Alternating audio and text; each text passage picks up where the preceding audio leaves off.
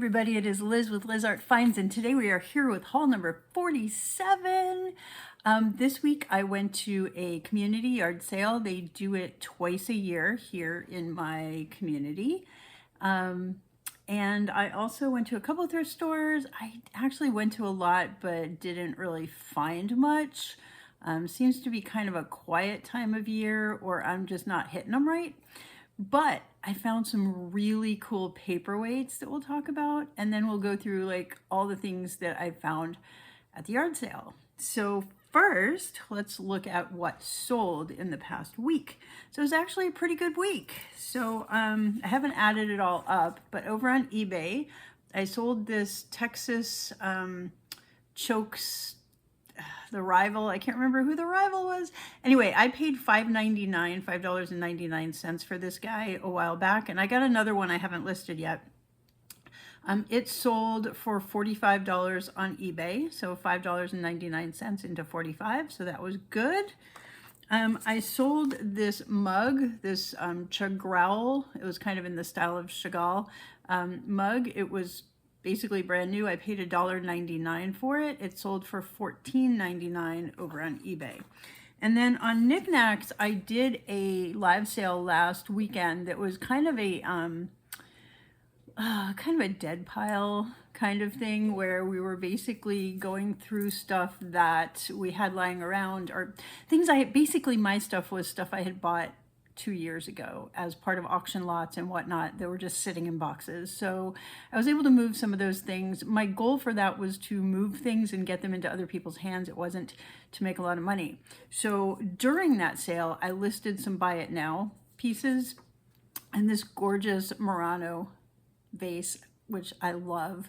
I had purchased this in Rhode Island at the Antique Mall. I bought this for $20 and it sold for $48. So that was really exciting. As far as the actual auction, my net profit on that was like $10 or $11. I mean, I sold a bunch of stuff, but at very, very low prices just to move them out. So, again, that one was not about making money. And the fact that this happened during that sale was really exciting. That was more for me about just, moving things along, and also just practicing the live shows, because I'm only doing a couple a month. Although October, I think I have 4 scheduled so far, which is really exciting. All right, so yeah, upcoming shows tonight, depending on when this thing drops. I have a show tonight, Sunday the 29th of September 2024, at 8:30 over on NikNax.net, and that one is going to be high-end glass. So a lot of the pieces that you've seen me pick up over the past few months, and some that you haven't seen. I'm going to show you one that you haven't seen. I don't think I showed this. I bought this on Facebook Marketplace a while ago. I love it. It's very, very similar to some of the CC Zekin stuff that I have had in the past. It's the kind of thing I would keep. It's a vase on this way, and then this way it's a candlestick, and it actually has the little ribs at the top for the candlestick. I don't remember if I showed you guys. I don't think I did. But anyway, this one will be tonight in the sale. And if it doesn't sell, it'll go up as buy it now. I'm not sure where yet, but to be determined. A lot of things to be determined, but bunch of stuff, most of which you've seen, some of which you haven't, because some of it is stuff from old auction lots. And actually, I'll show one more of those. This vase came with an auction lot in, oh my gosh, probably the first big auction lot that I bought back in 2022. And I didn't think much of it. It's a crane. It's milk glass. This vase is antique from the late 1800s, and it was just so fun learning about it. But anyway, that one will be up for sale as well, along with a whole bunch of other art glass. So very, very exciting show tonight at 8:30. Next week, I've got actually not even next week, it's Friday, this coming Friday, the 4th of October, the Weirdos show. I'm excited about that one. The otter that I just love is going to be up, along with some of the other like mugs with faces and that cookie jar with the face. Like a lot of the cool things that I found will be there. And then I picked up a show on the 6th of October, which is Glass Locomotive. It's only a half-hour slot. All these are going to be half-hour slots. My last Glass Locomotive was an hour, but this one would be a half hour. And I just have more glass that hasn't gone up yet. So that'll be there. Then I have a pottery show, and I don't remember the date of it, later in October. Finally, I told you guys I'm going to do a pottery show, so I finally have a pottery show. It's only 30 minutes though, so I'll do another one at some point after that. And then the big paperweight show, which I'm really excited about. And I found some cool paperweights, so that's a great segue to get into today. So I went out thrifting on Thursday night, Friday night, and Saturday this week. Saturday was the big community yard sale. The other 2 nights were kind of rainy. I don't know, there wasn't a lot out there. However, one place I went, I found 3 paperweights, 2 of which were really good. Not like hundreds and hundreds of dollars good, but good. So I do want to go into that first. So first we'll talk about this mouse. So what happened with this mouse, as I was walking in to the store, they were bringing out fresh cards. Yay, the best thing. The gentleman that was unloading the cart, I saw that he had crystal in his hand. So he was kind of doing this. And you could tell he couldn't figure out where to put it. He was trying to figure out whether it should go with the glasses or whether it should go with some of the colored pieces. Like, he kept going back and forth, holding it and thinking. And I just went up to him and I'm like, can I take a look at that? I'll take it from you. And so I took it from him and I kept it in my cart and it came home with me. So it is this mouse. And it has a tag on it that says Marcolin, or I'm sure I'm not saying that right. Marcolin, art crystal, full lead crystal, over 24% lead, genuine, handmade in Sweden. So fun story about this company, Marcolin, or whatever. The guys that started, you may have heard of FM Konstglas, and I have had some Swedish, like the little birds and stuff that are FM Konstglas. I did not realize that the owners of FM Konstglas learned and studied in Murano. So I actually printed some stuff out for myself to take a look at here. It's long. I'm not going to read it all for you because you can look it up on the internet. But Josef Marcolin and Benito Marcolin, born in 1933 and 1936, learned glassmaking skills on the island of Murano, and then later moved to Sweden to work at the Glimma Glassworks in 1954, then Regmeyer 56 to 61, and then they started their own company. So FM, for the FM Konstglas, was a combination of their names, of their wives and whatnot, Fare and then Marcolin. So the brother's surname and the maiden name of Josef's wife, Inga Lil Far. So anyway, long story here. I'm not going to read it all, but basically FM Konstglas was Marcolin. And it says the pieces are signed on the base. Now mine still has a sticker on the base, and this is what's interesting. I don't know if you can see that. You probably can't. It's not focusing. So it says Woodward and Lothrop, which is a local department store, or was a local department store. I don't think they exist anymore. I remember when Woody's went out of business, but back in the day, it was a $50 piece.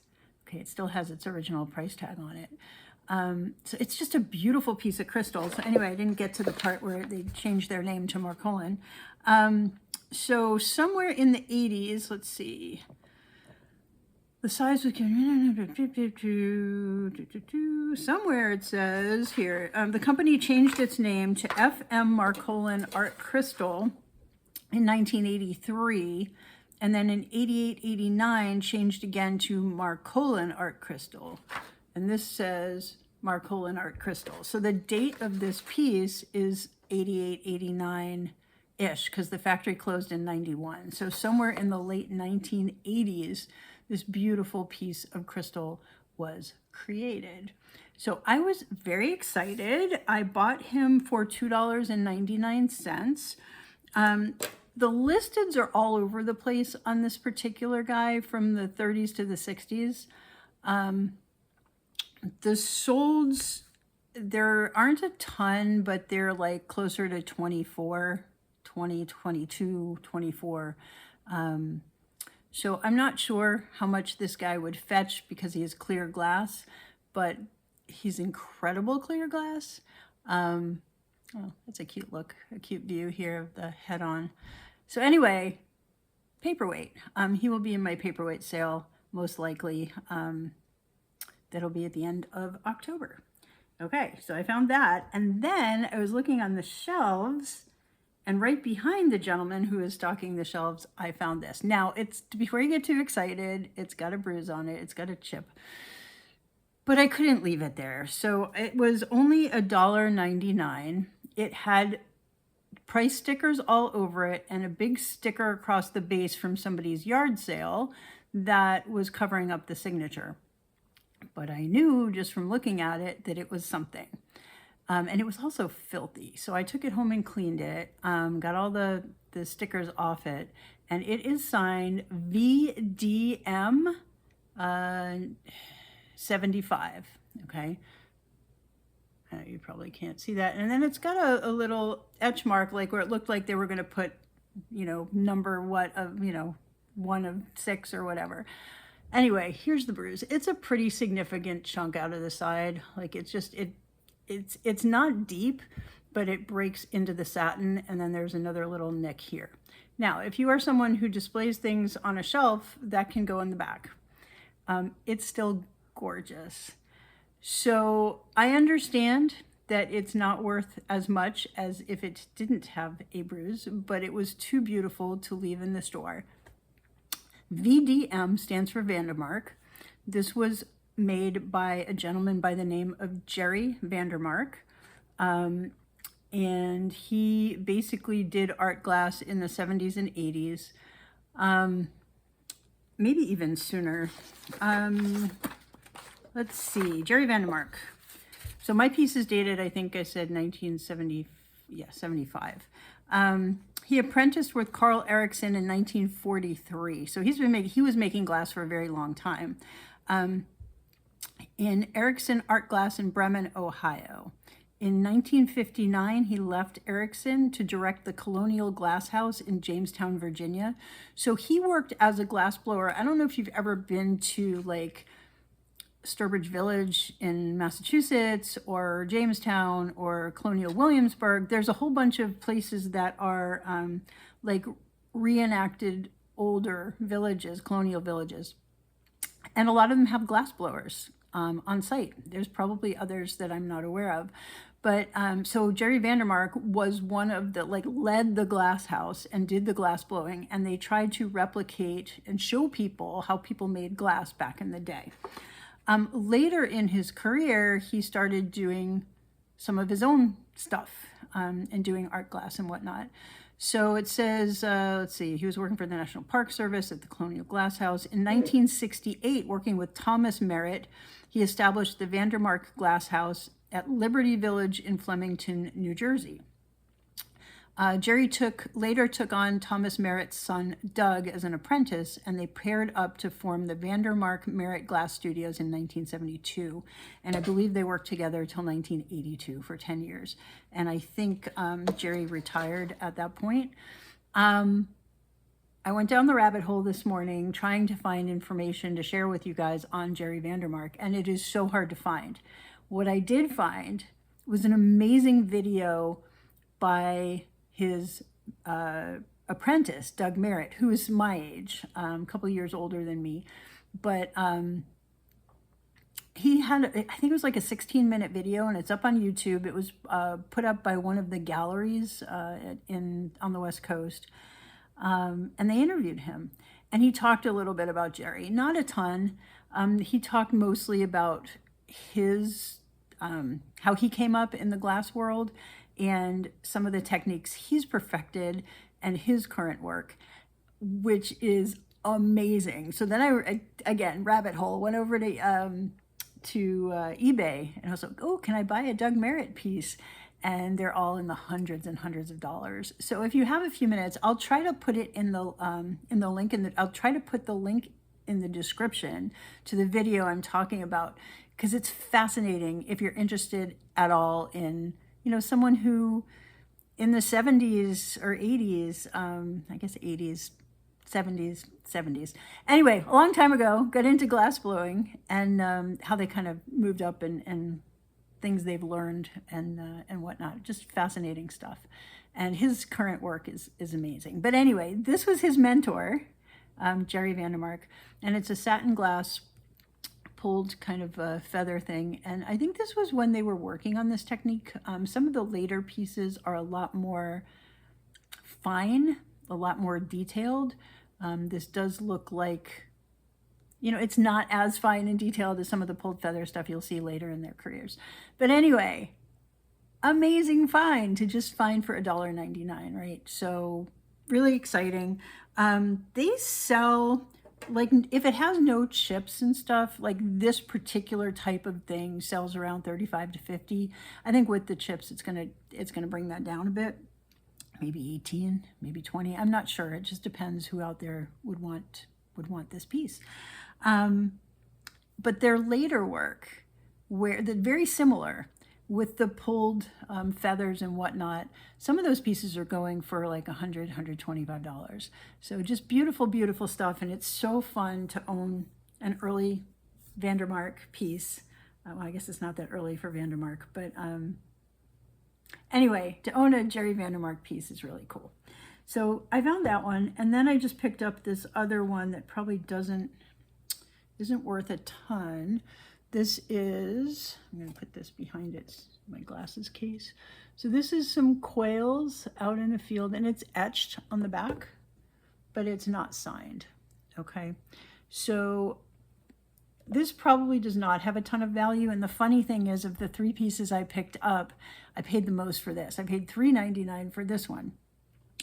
And I think it's probably worth like 8 to 12. I really don't think it's got, at least what I'm seeing online, I'm not seeing a ton of value for an unsigned etched piece similar to this. But anyway, that was just a fun little, like, that was fun. Found these two paperweights that really excited me, just heading out one evening. Then the next day, I went out again, struck out at a couple places, and then ended up at one where I picked up a couple things. First thing I picked up was a paperweight. Again, this one I paid too much. 100% I paid too much. This was at one of the places that typically charges way more than than typical thrift store prices. They pay a lot. They charge a lot, rather. And I paid $8.79 for this bear. It's really cool, but it's not signed. So I did find one online that had a label that was this exact piece, and it is Crystal Dark, D''ARQUES, from France. And let's see, so most of them that sold around the $10 mark, in the 8 to 12 range. And again, I paid $8.79 for it. So I paid pretty much retail for it. Probably will not make any money on this piece. I still thought it was really cool. I didn't do the research while I was there. I was just like, oh, that's nice. Yeah, it's a little pricey, but oh, that's nice. I probably should have left this because it was priced at retail. So that is a thing to know.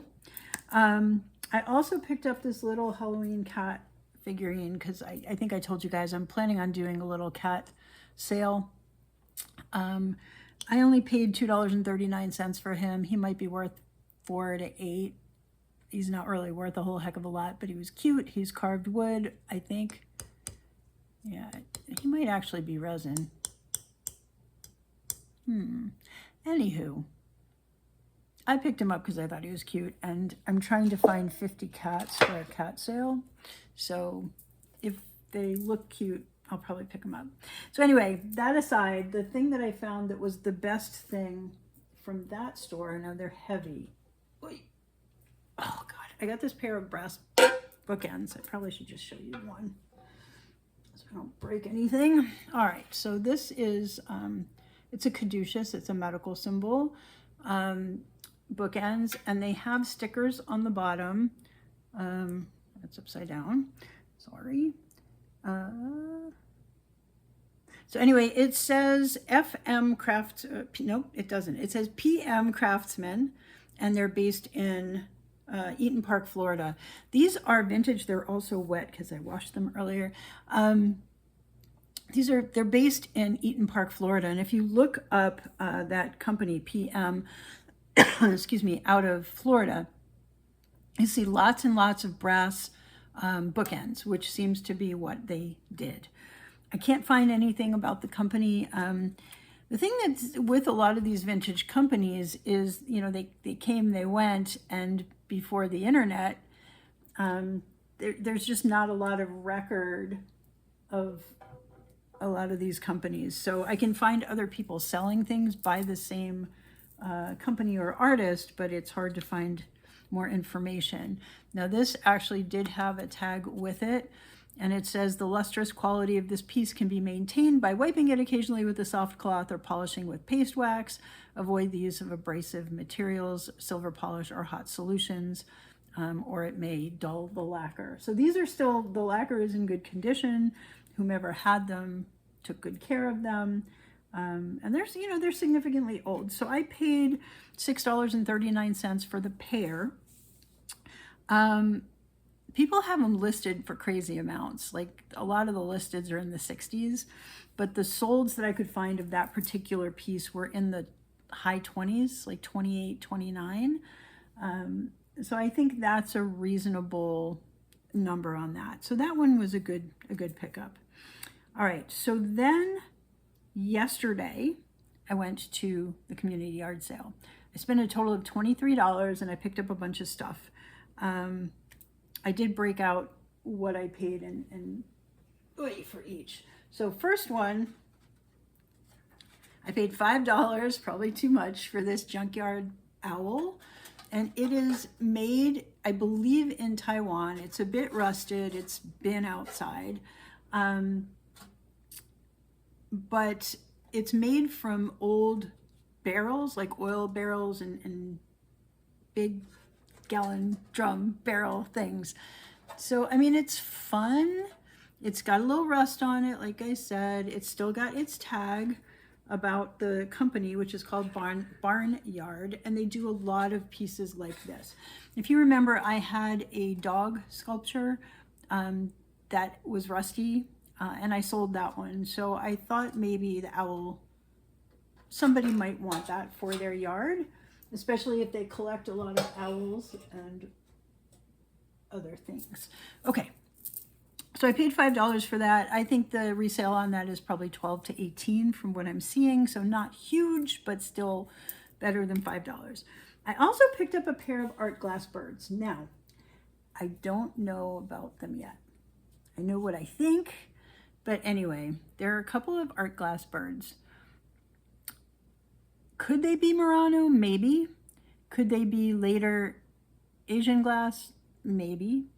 So I'm going to submit these to the Murano group and see if I can get information. There is a sticker there. It looks like, I mean, it's very, very faded, but I looked at it under the light, under the loop, and it looked like the last two letters were MU, not NO. So I don't know. I was thinking, oh, maybe they're Temu. So then I went and looked at the Temu site and didn't see anything at all like this. So the shapes are very similar to what you see on Murano pieces. The bases are different. So I have to ask the experts. If they're Murano, I mean, I think I got the pair for $5. Yeah, I got the pair for $5. So if they're Murano, that was an amazing pickup. If they're not, it was an okay pickup. The Murano glass, the not Murano glass stuff still sells well, especially some of these molded creatures. They just don't sell for quite as much as they would if they were genuine Murano. So I think that was still a good pickup. I picked up this vase. This is Vecchia Murano. And I think I had one, actually I have it over here. I have it here for my glass sale tonight. I've shown you this one before, right? And we talked about how this didn't have solid gold here, so the solds were a little bit lower than on the ones that had solid gold at the top. Now this does have solid gold leaf at the top. However, the lady that sold it to me had a sticker across the top, and the sticker was like this. It was like a long skinny sticker, and it went right over the gold leaf, and I didn't even think about it. And I got home and I started pulling the tape, and it started pulling off the gold leaf. So I immediately, pushed it back down and ran it under hot water, so that it wouldn't pull up any more of the gold leaf. But we still have some damage that was not there when I picked it up. So I'm very sad. You can see that right here at the bottom of the gold here, there was it pulled up, and then also right here. So that harms the value. And that makes me very, very sad, because this was a gorgeous piece. I got it for $5.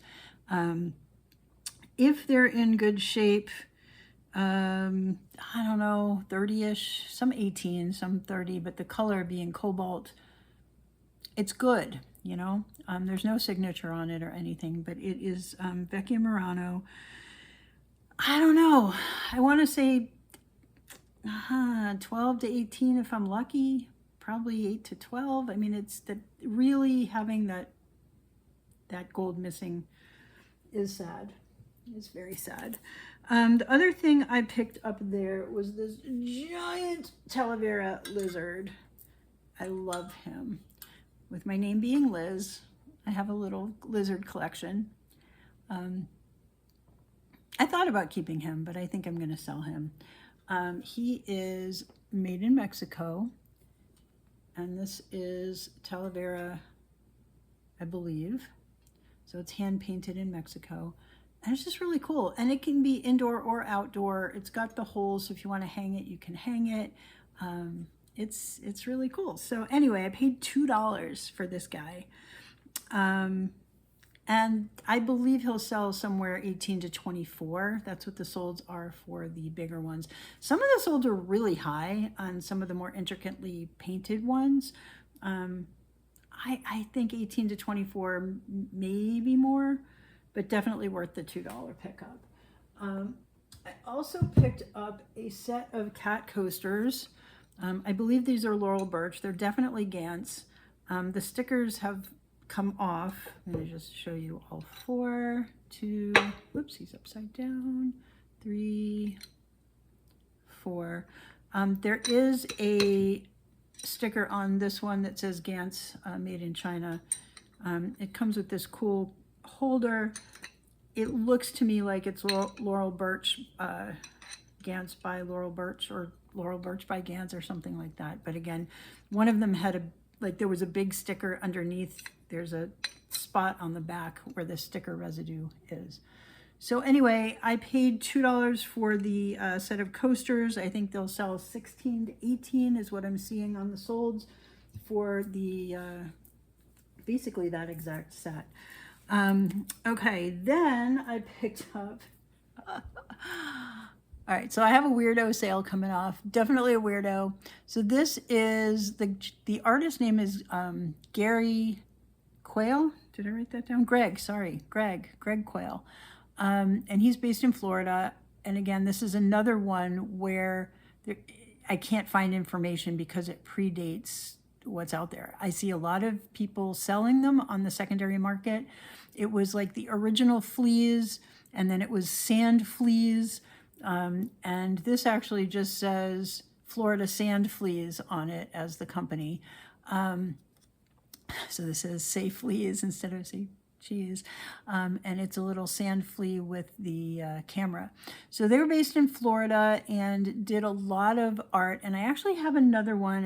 It's in the box getting photographed for the Weirdo show that I got a while ago that I may have shown you already. That was a sand flea with another sand flea like on an x-ray table. So yeah, anyway, the value of these, I paid $2 for it. They sell 18 to 24. Some of the more elaborate ones are selling 42 and higher. But I think this is one of the smaller ones, so 18 to 24 on this guy. All right, then I picked up some little cats because cat show at some point. This guy I'm really excited about. I paid $1. Actually, did I? Yeah, I paid $1 for him. He is not signed, which is a little sad, but he is definitely made of like stoneware clay, and he's got this cute little expression on his face, and he's got a little tail that has like a little bit of paint to designate that it's a tail, I guess. Yeah, so he's very tiny. But I think he's a $12 to $18 cat. Just seeing how some of my unique ceramic cats did the last time I did a cat show, people were fighting with, like, bidding against each other, so the prices went up. I'll start him low. I'm just not sure where he's going to end up. And I did get 2 more cats. So these were on the same table. I paid 50 cents each for them. I'll show you one at a time. There's this one, which is like carved soapstone. It's definitely stone. And it's basically purple and black with carved designs. And it almost looks like the design that's in the heart almost looks like a logo, but I don't know what it is. I did some research on it. I didn't find a lot. I think they sell in the 4 to 8 range for the carved Indonesian cats. I paid 50 cents, like I said, so even 4 to 8 is good. He's a little bit, you know, his face is a little bit offset. He's definitely unique. So I got him, and then I got this. He was really dirty and dusty, and I cleaned him off. And it's a Sphinx cat, and it actually is like a reproduction of something from Egypt from back in the day. This particular one with the base that's shaped like that, they sold at the Museum of Modern Art. So they sell at the MoMA store, this exact one, for $45, and I think you can still get them. Mine has been around for a while. I mean, it was really, really dusty. So I don't think it's that old, but I do think it's one of the more recent ones. And it was, like I said, a reproduction of an old Egyptian piece. I paid 50 cents for it. The solds on this particular one are like in the 12 to 18 range. But again, they sell new for around, well, for 45. Okay. So that was the yard sale. And then I ran around to a bunch of thrift stores after the yard sale and basically struck out. I did find one paperweight, and it is a world paperweight. I haven't looked at the countries to try to figure out when exactly this was made. But the way that it's listed online when I look for these is that it's like inlaid semi-precious stone. So this is definitely stone. These were made all over. Like there's so many different places that they come from. And the value is all over the place. But for the most part, I think it's like 15 to 30. So I think, you know, 15, I'm thinking 12 to 18 on my end, maybe a little bit higher. But anyway, there's that one. So I paid $4.99 for this. And like I said, solds are 15 to 30. And that's it. I mean, it wasn't a huge haul this week. My total spend was $54.53. The estimate of sales on the low side is around 200, 210, which is just under 4x of what I spent 4 times. So good, you know, there's a couple pieces in there that are really good and a couple pieces that will depend on more research and what I learn. But yeah, it was exciting. So anyway, that's all for today. We kept it short. We have a nice little haul. And hopefully I'll see you tonight on my exciting glass show over on NikNax. If not, I'll be here next week with another video. Have a great week, everybody. Bye.